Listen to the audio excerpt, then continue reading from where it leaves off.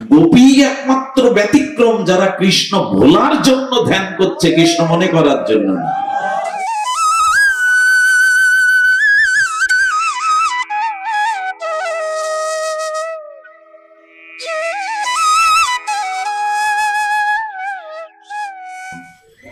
বলি না, আমি রান্না করতে বসলে যখনই শ্যামসুন্দরের মুরলীর ধ্বনি বেজে ওঠে, আর আমাদের কান মন্ত থাকে তার বাঁশির দিকে, যখনই বাঁশি বেজে ওঠে তখনই হয় কি, আমি কড়াইতে জল না দিয়ে জ্বলন্ত কাঠের উপরে জল দিয়ে দিই। আমি পরমান্নতে শর্করা দিতে গিয়ে লবণ দিয়ে দিই। ওই বাঁশি আসলেই আমার সব ওলট পালট হয়ে যায়। শর্করা মানে চিনি, পরমান্নে চিনি দিয়ে আমি লবণ দিয়ে দিই।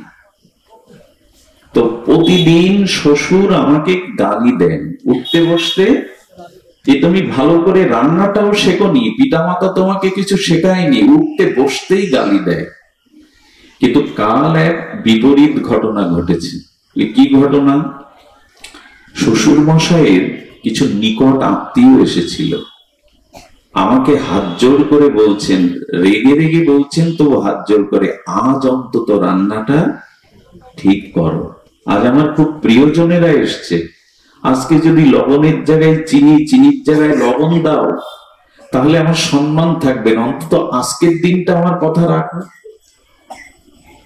খুব লাগলো কথাটা বধূ মাতার, গোপী মাতার।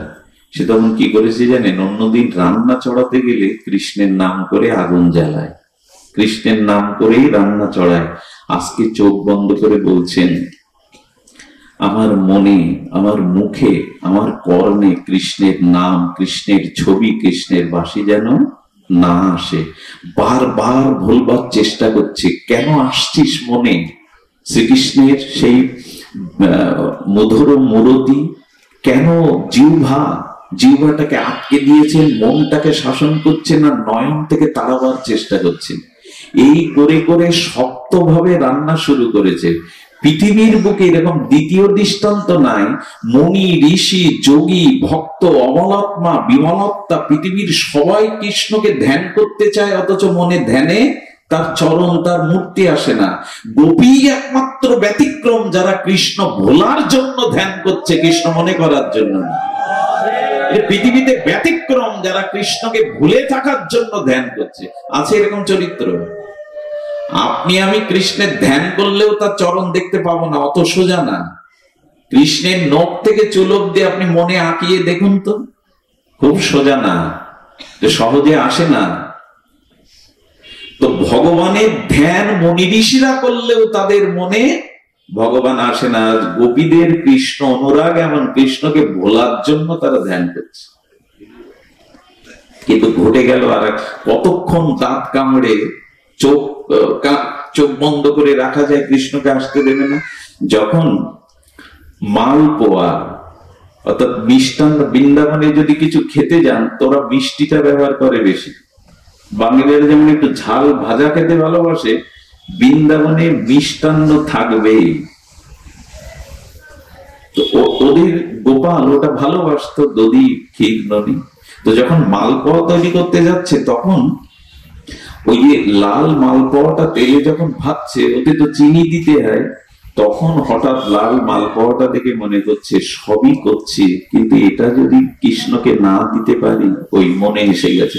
ভালোবাসা থাকলে, ভালোবাসার দুটো লক্ষণ একটু লিখে নিন, লিখে নিন মানে মনে লিখে নিন। ভালোবাসার লক্ষণ কটা? যখন অনুরাগ আসে তার লক্ষণ দুটি। অনুরাগ ধর্মী বস্তুর লক্ষণ দুটি। এক, তার কথা সর্বদা মনে আপনার জাগবে, চেষ্টা করতে হবে না।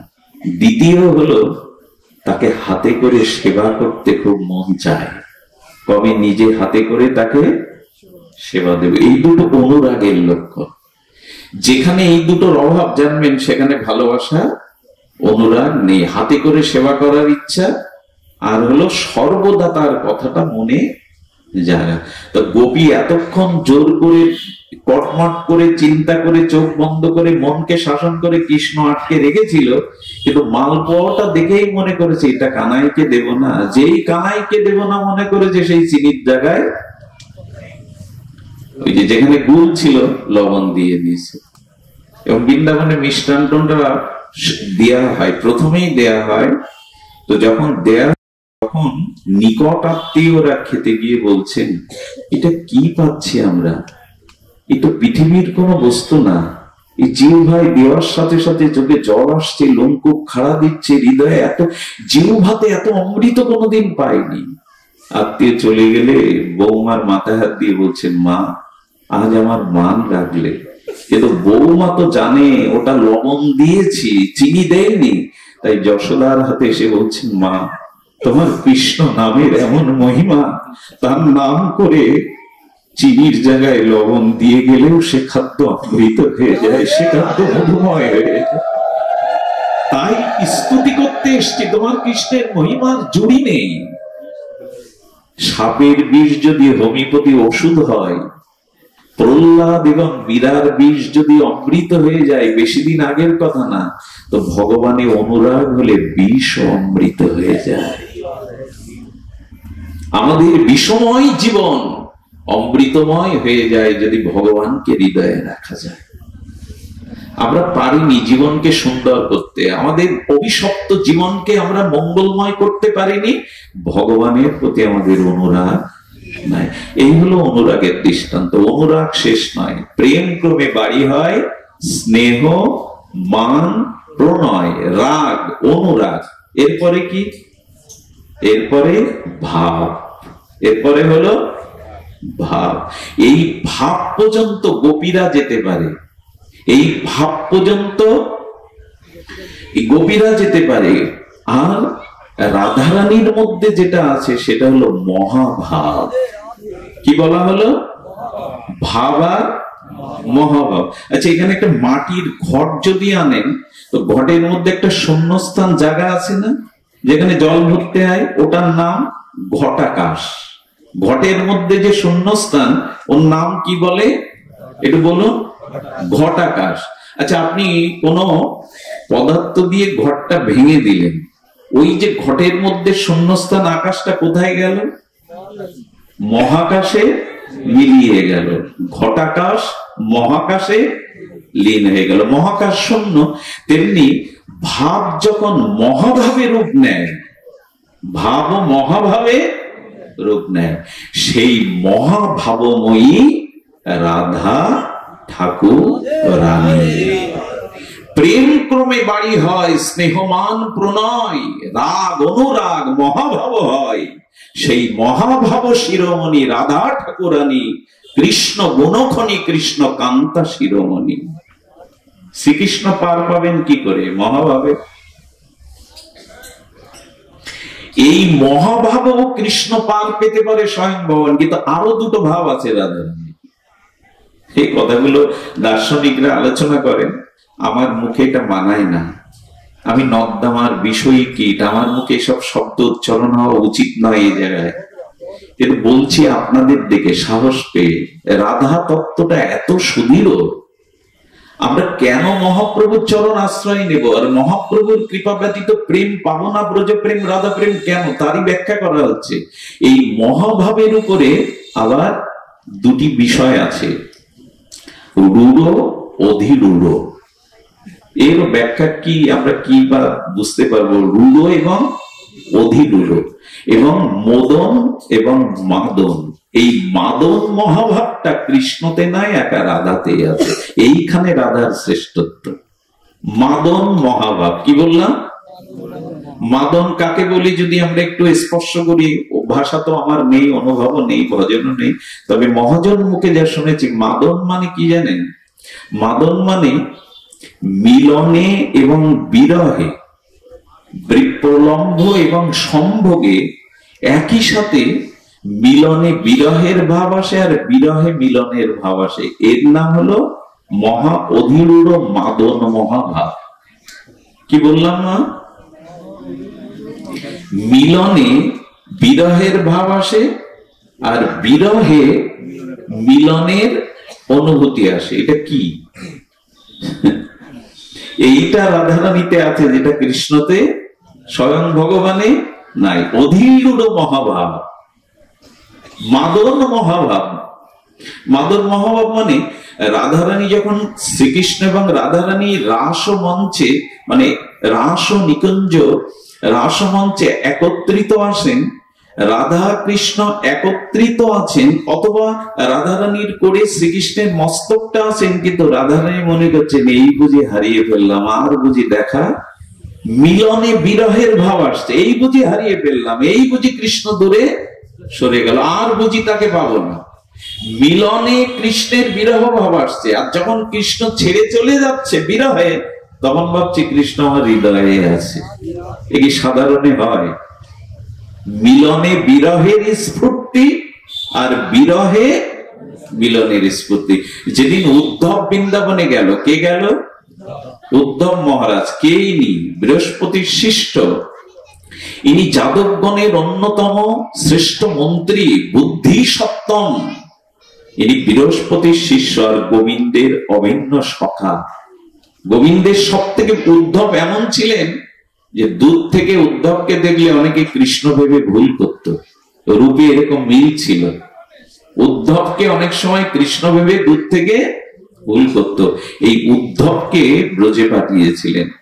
ব্রজে যাওয়ার আগে বললেন, যাও গচ্ছতি উদ্ধব, আমার পিতামাতাকে সান্ত্বনা দিয়ে এসো, আমার বিহনে তারা মরতে বসেছে। আর আর ব্রজসুন্দরী গোপীদের প্রাণ আমার বিরহে ওষ্ঠাগত, মূর্ছিত হয়ে পড়ে থাকে, তারা আর গৃহে ফিরে যায় না, জঙ্গলেই পড়ে আছে। তাদের কাপড়গুলো 12 মাস শুকায় না, কারণ আমার বিরহে কাঁদতে কাঁদতে। আচ্ছা, রাত দিন যদি বৃষ্টি হয়, ভেজা কাপড় শুকায়? যে কাপড় কেচে দিয়েছেন ওই দিন 24 ঘন্টায় বৃষ্টি শুকাবে? ওয়াশিং মেশিন সব জায়গায় থাকে না, ওয়াশিং মেশিন না কি বলে শুকানোর মেশিন, জানি না, তো ওটা নাই। তো রাধারানী এবং ব্রজগোপিকাদের 10 মাস দেখেছিলেন উদ্দাম, কিন্তু ওদের কাপড় কখনো শুকনো দেখেনি। একদিন প্রশ্ন করেছিল গোপীর কাছে, তোমাদের কাপড় সর্বদা ভিজা থাকে কেন? তো গোপীগণ বলছেন, উদ্ধব, তোমাদের দেশে বর্ষাকাল কয় মাস? তো বলছে 2 মাস, আষাঢ় শ্রাবণ ঋতুতে বর্ষাকাল। বললেন আমাদের বর্ষাকাল 12 মাস। কৃষ্ণ বিরহে আমাদের নয়ন দিয়ে 12 মাসই জল ঝরে, তাই তাদের কাপড়। এসব কথা আবার বিপরীত যুক্তি আনবেন না, কিছু জিনিস আছে যেখানে যুক্তি পৌঁছায় না, এগুলো ভাবের দ্বারা অনুভব করতে হয়। কেউ যদি বলে, খোকা তোমার কোনো মাকে জিজ্ঞাসা করুন, যে যদি কেউ প্রশ্ন করে যে আমার পিতাকে, এই উত্তর যুক্তি দিয়ে আমরা বের করতে পারবো না, মাই বলে দেয় এই তো। ওইখানে কিন্তু যুক্তি তর্ক খাটে না, কিছু জিনিস আছে মেনে নিতে হয়। ভাবের দ্বারা সবখানে যুক্তি খাটাতে নেই, জীবনটা শুষ্ক হয়ে যায়, জীবনটা পাথর মতো হয়ে যায়। কিছু কিছু সময় বিশ্বাস করতে হয়, ভাবের দ্বারা জিনিস গ্রহণ করতে হয়, সবকিছু যুক্তি তর্কে ছুরি চালাতে নেই। তো ওইখানে যেটা উদ্ধব জিজ্ঞাসা করছেন যে তোমাদের বলে আমাদের বর্ষাকাল 12 মাসই কাপড় শুকায় না। তো যখন গোবিন্দ বিরহে রাধারানী মাঝে মাঝে সকাল হলেই কি করে জানেন? ওই মথুরার দিকে তাকিয়ে রাধারানী ছুটতে ছুটতে হোঁচট খেয়ে পড়ে যায়, গাল দিয়ে ফেনা বেরোয়, নাকে তুলা ধরে দেখে নিঃশ্বাস আসে কিনা। হঠাৎ জেগে উঠে বলে, ললিতা এই দেখ শ্যামচন্দ্রকে পেয়েছি, কৃষ্ণচন্দ্রকে পেয়েছি। কোথায় পেয়েছিস? রাধারানী নিজের নখ, চন্দ্র সম নখের মধ্যে কৃষ্ণকে দেখে বলে, এই দেখ কৃষ্ণ এসেছে, এই দেখ, বলে বুকে জড়িয়ে ধরে। এতটা আবেগ রাধারানী। এইভাবে রাত দিন চলে যায়। তো উদ্ধব সান্ত্বনা দিচ্ছেন, কৃষ্ণ তোমার হৃদয়ে আছে। আসলে কৃষ্ণ ভগবান তোমার একার না, সর্বশক্তিমান তত্ত্ব, ঈশ তত্ত্ব, ভগবান সর্বত্র আছে। উদ্ধব একটু জ্ঞানের কথা বলতে গেছে যাতে রাধারানী সান্ত্বনা পায়, যে ঈশ্বর সবখানে আছেন, এতে তার কিছুটা চেতনা আসবে। তো বললেন কৃষ্ণকে কেউ হারায় না। রাধারানীকে বলছেন কৃষ্ণকে কেউ হারায় না, কৃষ্ণ আত্মা রূপে, পরমাত্মা রূপে আমাদের হৃদয়ে আছে। আচ্ছা, এইটা সান্ত্বনা দিলে তার কিছুটা সান্ত্বনা আসবে না? যে কৃষ্ণ হারিয়ে রাধা কাঁদছে, কিন্তু বলছে বুকের মধ্যে, হৃদয়ের মধ্যে তো ভগবান পরমাত্মা রূপে আছে। রাধারানী তখন বলছেন, আমি কৃষ্ণ হৃদয়ে আছে বলছো উদ্ধব, কিন্তু তুমি বোকা, তুমি অবুঝ, তুমি অবুঝ, তুমি জানো না। ওই কি জানি না, বললেন কৃষ্ণ আমার হৃদয়ে বা এখানে আছে, এখন সর্বদা এখানে আছে। বললে তাহলে কাঁদছেন কেন, হারিয়ে বিরহে কাঁদছেন কেন? আর আছে প্রমাণ করতে পারবেন? তবে উদ্ধব দেখো, উদ্ধবকে রাধারানী নয়ন দিয়ে একটু কৃপা করে দিলেন, দেখলেন শ্যাম সুন্দর তার বামে বসে বাঁশি হাতে বসে আছে। উদ্ধব তখন চোখ ডলছে, আমি স্বপ্ন দেখছি না তো, সিনেমা দেখছি না তো, এটা কোনো অলৌকিক কোনো জাদু দেখছি না তো। তখন কৃষ্ণ হাসচার বলছেন, আমার গায়ে হাত দিয়ে দেখো। গায়ে হাত দিয়ে চিপটি কেটে দেখছে, তো শ্যামসুন্দরেরই অঙ্গ। মুহূর্তেই শ্যামসুন্দর অন্তরালে গেলেন। রাধারানীকে তখন বলছেন, তো কৃষ্ণ আপনার নিকটে, আপনার কণ্ঠলগ্না হয়ে আছে, তবু কৃষ্ণ বিরহে কাঁদছেন কেন? কাঁদছে কেন জানেন? কাঁদছে কেন? যে কৃষ্ণ বলে কাঁদবার মধ্যে, অশ্রু বরিশনের মধ্যে, কৃষ্ণ বিরহের মধ্যে যে আনন্দ আছে, কৃষ্ণ মিলনে সে আনন্দ নাই। এটার নাম বিপ্রলম্ভ রস।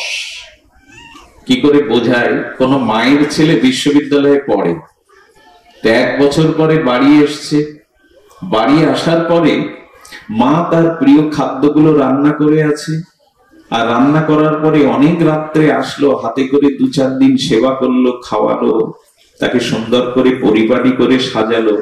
যেদিন চলে গেল সেই দিন মা খেতে গিয়ে আর অন্যটা মুখে, ও খেয়েছে তো। রাত্রে শুতে গিয়ে ভাবছে, ও বিছানায় গেছে তো, ঘুমিয়েছে তো। আচ্ছা, কাছে যে 2-3 দিন ছিল, এরকম হচ্ছিল না? খাচ্ছে কোথায়, ঘুমাচ্ছে কোথায়, এসব মনে হচ্ছিল? বিরহেতে, বিরহেতে আরো গাঢ়, প্রিয়কে, প্রিয়তমকে বিরহের মধ্যে কি জায়গা দেয়? মিলনে প্রিয় বস্তু সামনে থাকে, আর বিরহে জগৎময় সেই প্রিয় বস্তু থাকে, জগৎময়। এই জন্য রাধারানী বললেন, কৃষ্ণ বলে কাঁদবার মধ্যে যে সুখ আছে, বিরহের মধ্যে যে অনুভূতি আছে, এটা মিলনে নাই। এই জন্য কৃষ্ণকে পাশে রেখেই তিনি বিরহ 100 বছর ক্রন্দন করে রস আস্বাদন করলেন। এরই নাম মাদন মহাভাব। এটা কৃষ্ণেতে নাই। এই জন্য কৃষ্ণের ইচ্ছা